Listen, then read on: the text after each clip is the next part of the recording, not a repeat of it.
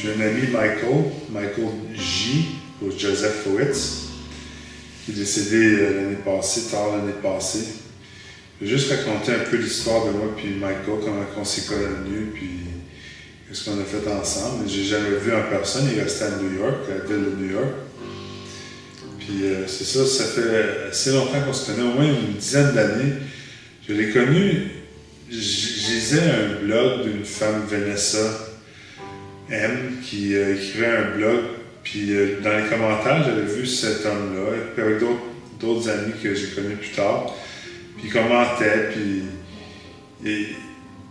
après ça, on s'est retrouvés sur Twitter, puis c'est peut-être, moi je me suis abonné à Twitter, je pense en 2009, je sais pas en quelle année j'ai connu Michael, mais peut-être entre 2010 et 2012, c'est sûr qu'en 2012 on se connaissait, puis on était sur Twitter, puis on jasait, puis lui, c'est quelqu'un qui a été imprimeur toute sa vie professionnelle, tu sais, de haute gamme. Il avait une boîte d'imprimerie, là. Il faisait des contrats, des gros contrats, de la haute qualité, puis tout ça, toute la machinerie. Il a fait, tu sais, plusieurs générations de machinerie, d'imprimerie, tout ça, jusqu'au laser, tout ça. Il était retraité quand moi je l'ai rencontré. Je pense qu'il avait donné des cours dans une école de design à New York pendant un bout de temps, mais après ça, il était retraité. Puis lui, son plaisir, c'était d'aller sur Twitter puis jaser avec le monde. Je veux dire, si tu avais connu Michael, il était tellement généreux, fin, je veux dire, il était aimé de tout le monde, il était intelligent aussi. C'est ça qu'il avait fait, puis je pense. Il avait étudié la sociologie, si je ne me trompe pas, puis il était fort en politique, en sciences politiques, en sociologie, tout ça. Puis il aimait, lui, l'histoire, puis il aimait étudier la société, l'être humain. Il y avait une grosse question qui se posait toujours, c'est comment l'être humain peut faire le mal. Tu sais, lui, il avait grandi, sa mère a survécu à l'Holocauste, une juive. Elle a rencontré son père dans un camp de réfugiés, je pense que c'était l'Europe de l'Est, je suis pas sûr, à 100%. Mais lui il est né là-bas, dans pas un camp de réfugiés, là. Puis il paraît que c'était comme un roi, le petit roi, là, c'est qu'il avait fait une entrevue avec une amie, Julia, puis il parlait de ça. Je vais peut-être vous montrer des extraits. When I was born, I was the first baby born among all the refugees in that displacement camp, right? And to put icing on the cake, I was a boy, right? So here you are with a whole group of 20, 30 somethings. Think of the dormitory. It's not really a camp. It's like being in college, okay? But you didn't have to go to classes. So in a lot of ways, it was a great time. You know, after the terrible time they had, it was a great time. Il disait qu'il était comme le petit roi, puis il était vraiment comme un cadeau du ciel pour sa famille. Puis après ça, c'est là qu'ils ont immigré aux États-Unis, puis c'est comme ça qu'il est venu à vivre à New York.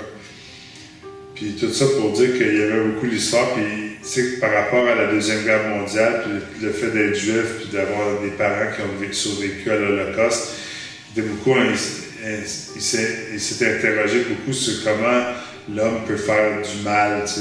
En anglais, c'est evil, tu sais, le mal avec un M majuscule. Le mal comme tuer des millions de juifs, tu sais, c'est pas drôle. Mais lui, il était intéressé par ces questions-là, puis l'histoire, puis l'étude de l'être humain, de la société, tout ça, la civilisation. Mais sur Twitter, on partageait beaucoup. Il avait inventé comme une sorte de langage, c'était EBDish, c'était EBD, c'était le nom du blog de Vanessa, c'était Emergent by Design, parce que c'était les lettres, c'était EBD. Puis il avait fait comme un petit langue, il appelait ça comme le EBDish. Puis il traduisait, il voulait comme faire une méta-langue, quelque chose, puis il essayait de traduire des choses dans une sorte de langage abstrait. Puis ça commençait là, puis avec un autre ami, Daniel D, puis des Biendou, tout ça, une couple de gens qui sont regroupés sur Twitter. Puis il a continué pendant des années, puis à la fin, il avait inventé une sorte de science qui s'appelait pneumatics. C'est long à expliquer, j'expliquerai pas ça aujourd'hui, c'est trop long. Mais c'est juste pour dire que c'est un chercheur dans le fond. Puis même à la fin, à un moment donné, pendant une couple d'années, il avait découvert les... je sais pas comment appeler ça, pour laver les pipes, là, mais c'est des morceaux de métal avec des couleurs. On appelle ça des pipe cleaners en anglais. Puis il faisait des structures avec ça. Toutes sortes de formes géométriques. Je peux vous montrer des images. Puis il avait appris à faire ça avec ses mains. Puis il avait trouvé comme une sorte de créativité. Puis il avait découvert comme la création artistique. Avec lui, c'est la sculpture. Puis moi, il avait toujours dit que je l'avais aidé beaucoup parce que moi, je suis artiste pluridisciplinaire. Il avait dit que j'avais beaucoup inspiré à développer le côté artistique. Dans le fond, il a toujours été artistique quand il faisait de l'imprimerie. Il avait l'œil d'un artiste, c'est sûr, d'un grand maître. Il avait vraiment l'œil d'un grand maître. Mais il a toujours aimé ce que moi je faisais. Il me supportait beaucoup là-dedans. Il y avait, moi j'avais partagé beaucoup un projet que j'avais fait dans les années 2000, que j'avais appelé The History Project, le projet d'histoire. Puis j'avais montré toutes ces œuvres-là peintes, des peintures. Puis il aimait beaucoup ça, puis on dirait qu'il comprenait vraiment d'où je venais, parce que c'est pas tout le monde des fois qui comprend chaque artiste à sa juste valeur, c'est compliqué, tu sais. Tu travailles pendant des années à développer un style, tout ça, puis c'est pas tout le monde qui comprend. Puis c'est bien correct de même, mais c'est le fun quand tu rencontres quelqu'un comme Michael qui comprend, puis qui porte beaucoup attention aux détails, puis qui aime ça, qui tripe là-dessus. C'est spécial. On a été très proches pendant toutes ces années-là. On a eu des maintes discussions par courriel sur Facebook, sur Twitter. C'est très triste qu'il est mort d'une crise cardiaque l'année passée. C'est ça, Michael était très impliqué dans les discussions sur Twitter. Lui, c'était comme...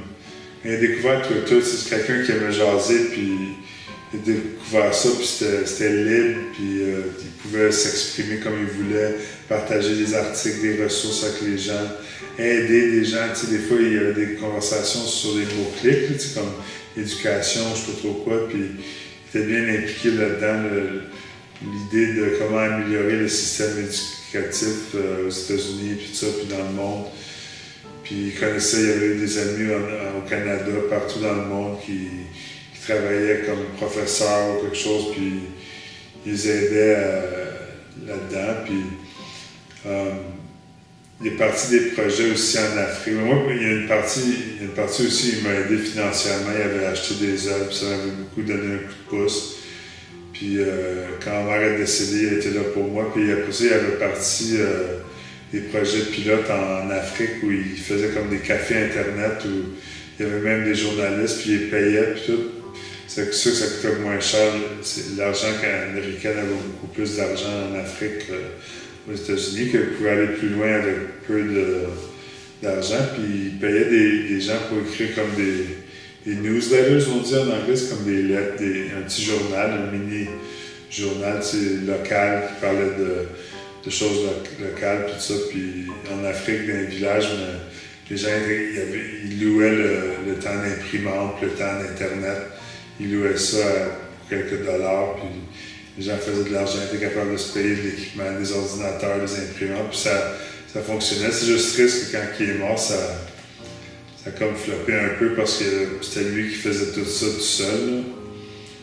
Ils ont essayé de continuer ses travaux là, en Afrique, mais je pense pas que ça a fonctionné. Je sais pas, vrai que je m'informe, j'ai un peu perdu ça de vue, tu sais, avec la mort de Michael, on a gardé contact un peu tout le monde, tous ses amis, mais comme ça arrive souvent, c'est comme ça, on se perd de vue.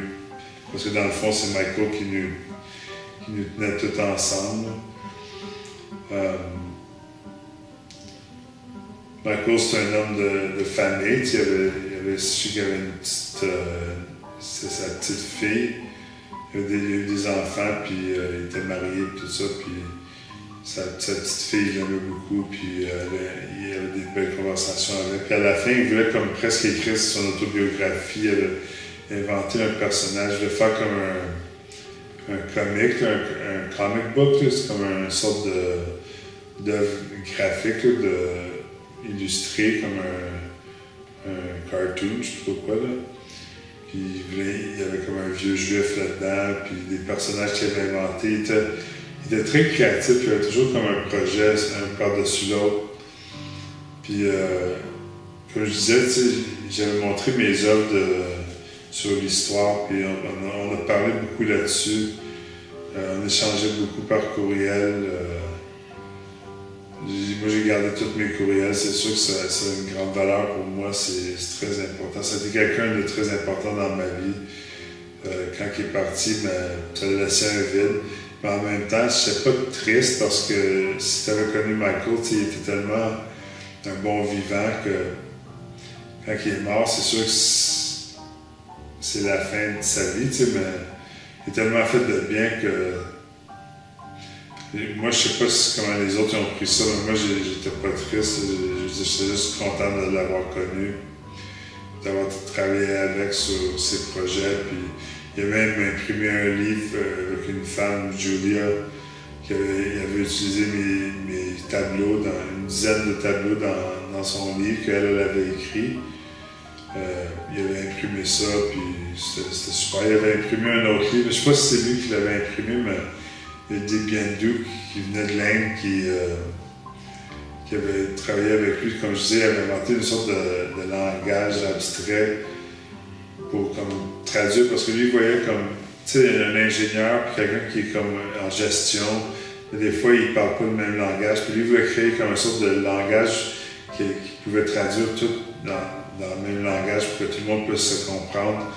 Et souvent, quand lui avait inventé cette langue-là, puis moi, j'y envoyais des challenges, des défis. Je disais, OK, explique-moi telle ou telle chose dans ton langage.